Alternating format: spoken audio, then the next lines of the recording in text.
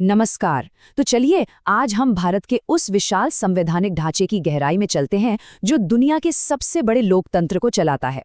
इस विश्लेषण में हम अपना पूरा ध्यान सरकार की असली कार्यप्रणाली और विशेष रूप से हमारी संसद की मुख्य विशेषताओं पर केंद्रित करेंगे। ये समझना वाकई बेहद रोमांचक है कि हमारा सिस्टम असल में काम कैसे करता है। चीज़ों को आसान बनाने के लिए हम अपनी इस चर्चा को इन 6 मुख्य हिस्सों में बांटेंगे। सबसे पहले हम समझेंगे कि संसदीय व्यवस्था आखिर है क्या, फिर इसकी विशेषताएं देखेंगे, अमेरिका जैसे देशों से इसकी तुलना करेंगे, इसके फायदे नुकसान जानेंगे, ये समझेंगे कि भारत ने इसे ही क्यों चुना और अंत में देखेंगे कि यह ब्रिटिश मॉडल से कैसे अलग है। तो चलिए शुरू करते हैं। सबसे पहला और बुनियादी सवाल, आखिर ये संसदीय व्यवस्था, जिसे कैबिनेट मॉडल की नींव भी कहा जाता है, असल में है क्या? देखिए, अगर हम संविधान के अनुच्छेद 74, 75 और राज्यों के लिए 163 और 164 पर नजर डालें, तो एक बात बिल्कुल शीशे की तरह साफ हो जाती है। इस सिस्टम की सबसे बड़ी खूबी, और कह सकते हैं कि इसकी धड़कन, इसकी जवाबदेही है। यहाँ कार्यपालिका अपनी हर नीति, अपने हर काम के लिए सीधे तौर पर विधायिका के प्रति जवाबदेह होती है। अब यहाँ एक बहुत ही दिलचस्प बदलाव हुआ है। पहले प्रधानमंत्री को सिर्फ समानता के बीच प्रथम यानी फर्स्ट अमंग इक्वल्स माना जाता था।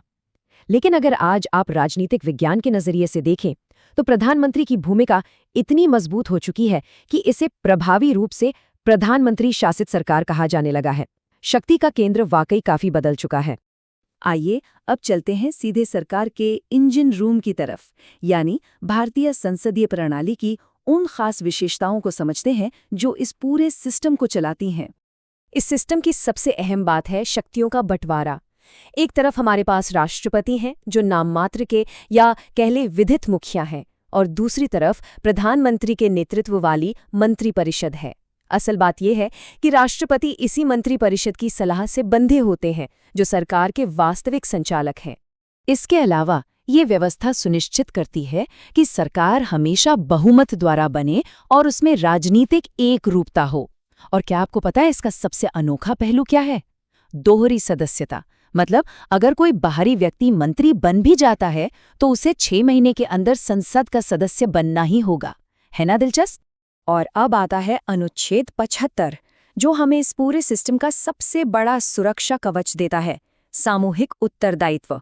इसका सीधा सा मतलब है कि अगर लोकसभा में अविश्वास प्रस्ताव पास हो गया तो पूरी की पूरी कैबिनेट को एक साथ इस्तीफा देना पड़ता है। मतलब मंत्री साथ तैरते हैं और साथ डूबते हैं। ये टीम वर्क की चरम सीमा है। अब इस ढांचे को और भी गहराई से समझने के लिए क्यों ना इसकी तुलना सीधे अमेरिका की राष्ट्रपति शासन व्यवस्था से की जाए। यहाँ सबसे बड़ा और स्पष्ट फर्क जवाबदेही और अलगाव का है। देखिए, अमेरिकी राष्ट्रपति का 4 साल का फिक्स कार्यकाल होता है और वे वहां की विधायिका से बिल्कुल स्वतंत्र होते हैं। लेकिन हमारे भारतीय प्रधानमंत्री, वे पूरी तरह से संसद के निचले सदन के विश्वास पर टिके होते हैं और उस सदन को कभी भी भंग किया जा सकता है। एक और बड़ा अंतर ये है कि राष्ट्रपति प्रणाली में जो सलाहकार होते हैं, जिन्हें वो किचन कैबिनेट कहते हैं, वे पूरी तरह से गैर निर्वाचित लोग होते हैं। जनता उन्हें नहीं चुनती। इसके बिल्कुल विपरीत हमारे भारतीय ढांचे में मंत्रियों की परिषद लोकतांत्रिक रूप से चुनी हुई होती है। खैर, कोई भी संवैधानिक ढांचा एकदम परफेक्ट तो होता नहीं है, सही कहा ना? तो चलिए अब इसका एक स्ट्रेस टेस्ट करते हैं और निष्पक्ष रूप से इसके गुण और दोषों को देखते हैं। देखिए, एक तरफ तो ये सिस्टम अलग अलग समूहों को बेहतरीन प्रतिनिधित्व देता है और विधायिका कार्यपालिका के बीच तालमेल बनाता है, लेकिन दूसरी तरफ इसमें राजनीतिक अस्थिरता का बहुत बड़ा खतरा रहता है। नीतियां अचानक बदल सकती हैं। हमने 1970s और 1990s के दशक में सरकारों का बार बार गिरना देखा है, जो इसका सीधा उदाहरण है। लेकिन इसकी एक बहुत बड़ी ताकत भी है, जिसे आइवर जेनिंग्स ने अपने शब्दों में बड़ी खूबसूरती से पिरोया है। वो कहते हैं कि एक वैकल्पिक सरकार हमेशा तैयार खड़ी रहती है। अगर आज सत्तारूढ़ दल अपना बहुमत खो दे तो कल विपक्ष शासन संभालने के लिए बिल्कुल तैयार है। कोई वैक्यूम नहीं बनता। हालांकि वॉल्टर बेघॉट की माने तो कार्यपालिका और विधायिका को जोड़ने वाला यही बक्र कभी-कभी कैबिनेट तानाशाही भी ला सकता है।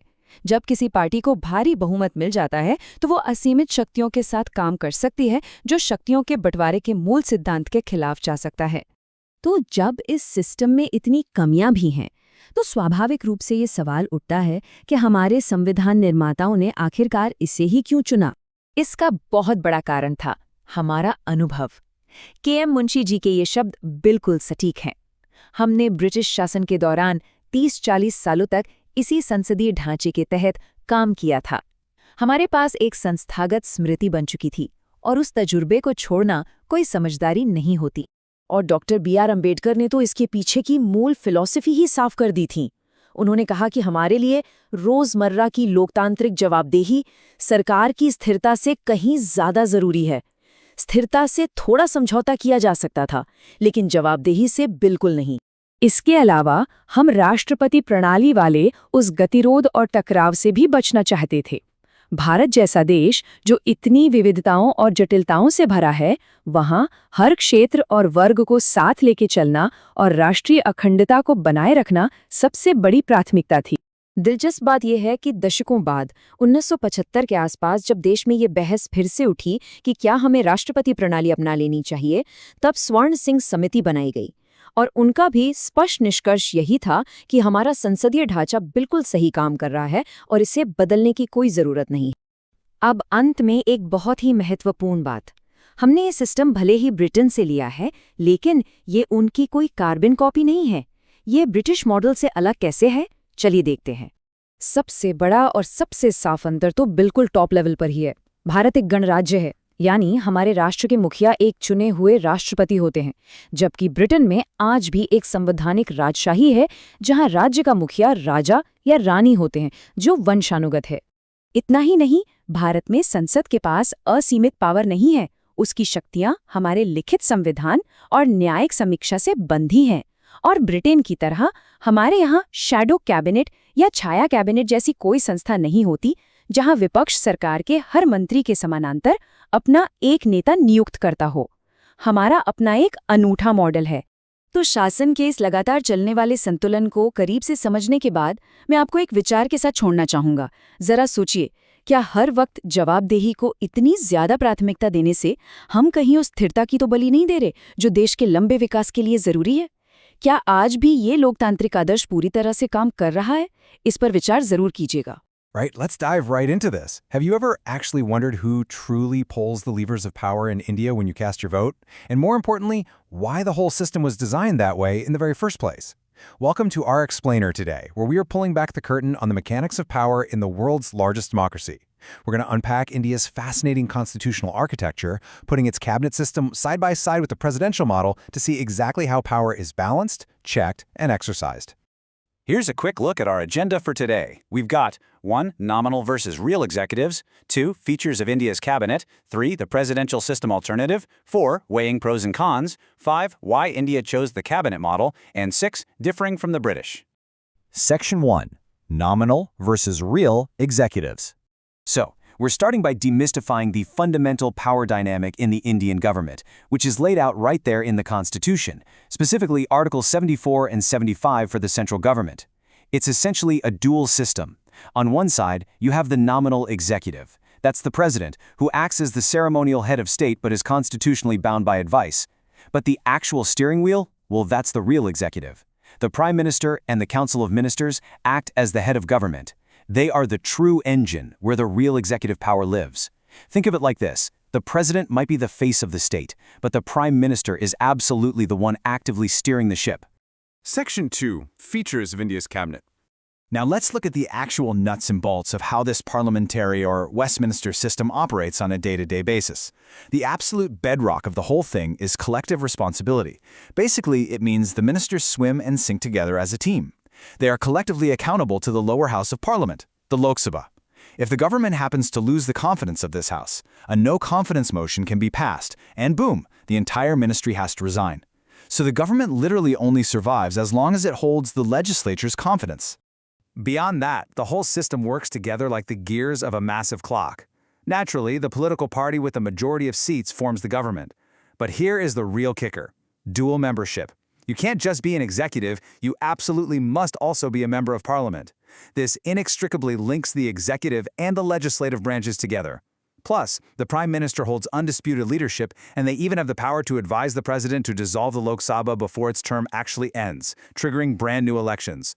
And, of course, all ministers operate under a very strict oath of secrecy regarding their policies and decisions.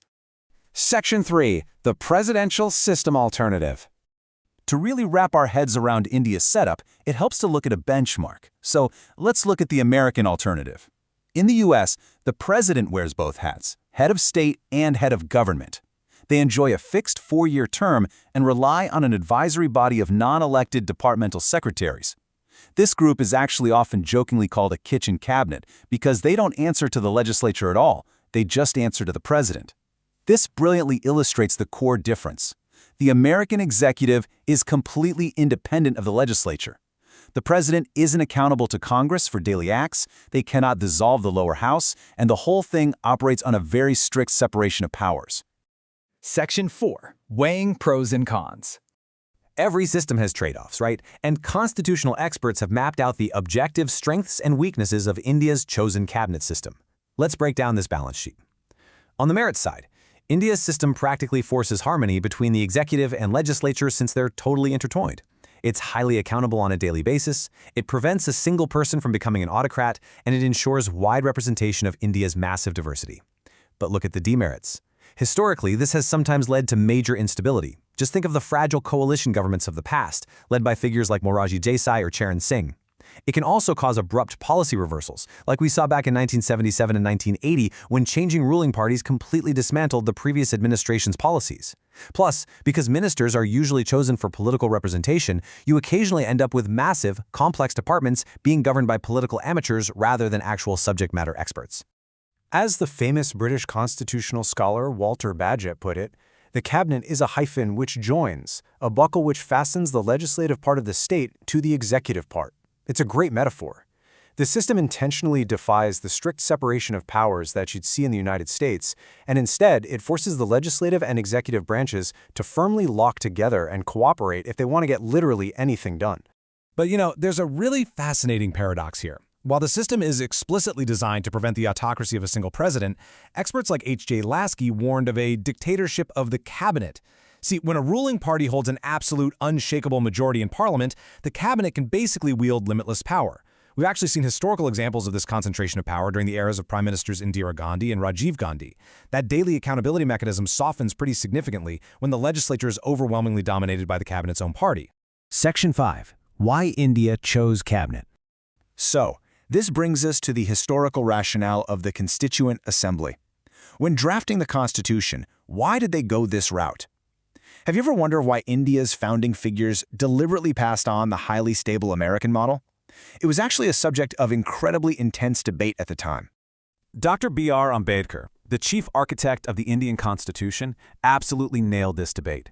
He noted that you just cannot perfectly balance both stability and responsibility in one system. You kind of have to choose. For a newly independent India trying to shake off colonial rule, holding leaders accountable to the people's representatives on a daily basis was a matter of sheer survival. That need for accountability far outweighed the desire for mere executive stability. And beyond the theory, there were just incredibly practical realities at play. As K.M. Munshi argued, India already had 30 to 40 years of lived experience with British parliamentary administrative responsibility. Why throw away all that institutional knowledge? Plus, the founders really wanted to avoid those notorious permanent deadlocks we so often see in the U.S. between the president and Congress. Finally, and perhaps most importantly, they knew that a highly diverse, complex society like India required an executive that could accommodate different regions and communities. A broad cabinet just does that so much better than a single president ever could. Section 6. Differing from the British. Now, it's a huge mistake to think India just hit copy-paste on the British Westminster model. The most profound difference is right at the very top. India is a republic, meaning the head of state, the president, is elected. Britain is a monarchy with a hereditary head of state.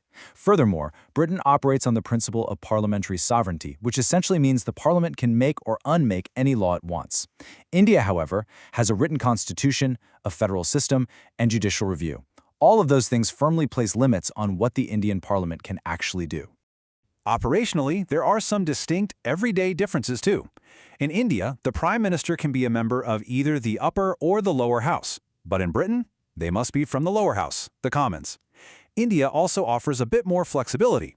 A person who isn't even a member of Parliament can be appointed as a minister for up to 6 months before they must secure a seat. Britain strictly requires ministers to be MPs right from day one. And finally, Britain has this unique shadow cabinet formed by the opposition to shadow the ruling government and prepare for future power. India just has no such formalized institution. Because of the system's inherent instability during certain decades, a recurring debate has popped up over the years. Should we switch? Since the 1970s, people have constantly asked if India should just adopt the American presidential model. However, official reviews, most notably the Swaran Singh Committee established back in 1975, thoroughly investigated this exact question. They firmly stood by the founders' original choice, concluding that the parliamentary system was well-suited to India's needs and required no fundamental change. Which brings us to the end of our dive into the gears of the Indian government. The balance of power is delicate, carefully prioritizing daily accountability and diverse representation over unchecked stability.